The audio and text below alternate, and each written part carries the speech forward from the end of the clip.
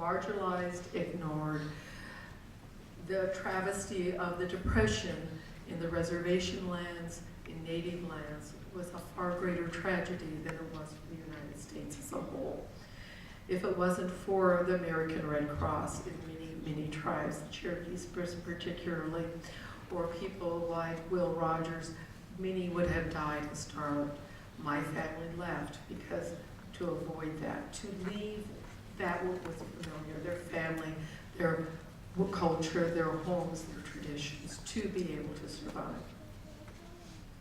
However, this is the quotes, we weren't that dejected, pathetic group that was depicted in that sculpture.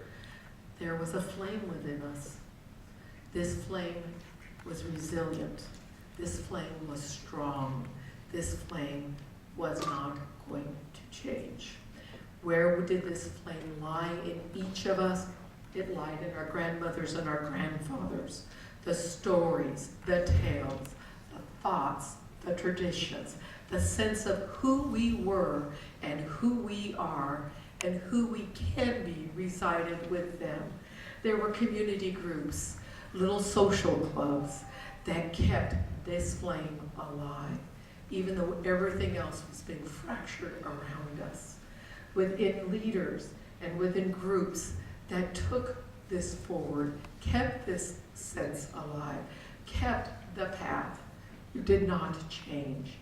We kept our spiritual, even though we kept it underground, especially for the Cherokees, our traditional ceremonial grounds were not widely known, only to those that needed to know. It wasn't widely spoken of, but it was there. Our traditions remained. Then came the change in the federal government. Then came the 60s, the 50s, when all of us who kept that seed alive, my grandmothers, my grandfathers, started the grassroots movements. You see about this, you remember Alcatraz, remember the Wounded Knee, remember these radicals that brought it to the forefront. We had a change in the federal government. We began to use our voice, our strong collective voice of saying, these are not right. This is who we are, and we expect to have an equal seat at this table. We began to speak up. We began to resurge our sovereignty, our self-determination, our rights to be who we are, and speak it loudly and proudly. Many of these had to face many cultural barriers within our own tribes, actually, and within the national and federal government, and within international government. We had a lot of varying challenges. It changed from tribe to tribe. We definitely had this to overcome.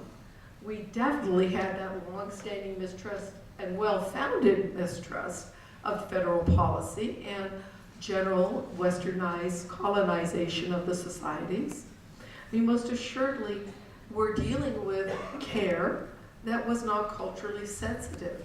Our medical or health care was all Western. Our mental care is a Western-based. To be able to ascribe to that, we had to adopt that colonization viewpoint. Our education was the same. We had a lot of barriers.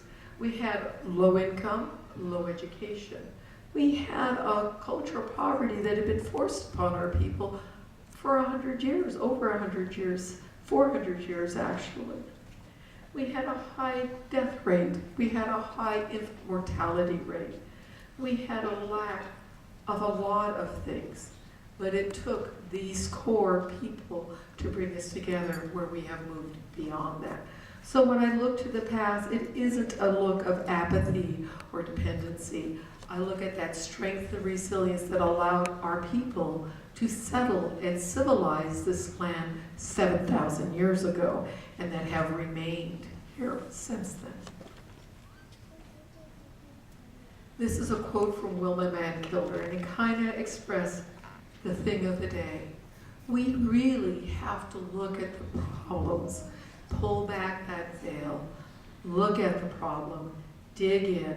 Wilma Mankiller, long before she became the principal chief of the Cherokee people, worked hard to bring fresh water to a community in Oklahoma, and working with the people and motivating the people to work as a group in Gadugi, which means to come together as one people to a common goal and a common purpose.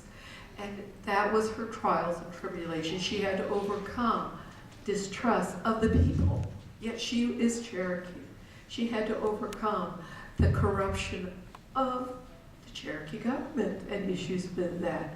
She had to overcome dealing with Oklahoma and the Oklahoma state government. So she did a lot of those things to get to that point. And it isn't just with the Cherokee people. You will find examples of this in every people throughout the United States. Part of this is we began to rebuild, looking responsible, looking for ourselves, caring for others, respectful, our Creator. We began to resurgence of the definition of who we are.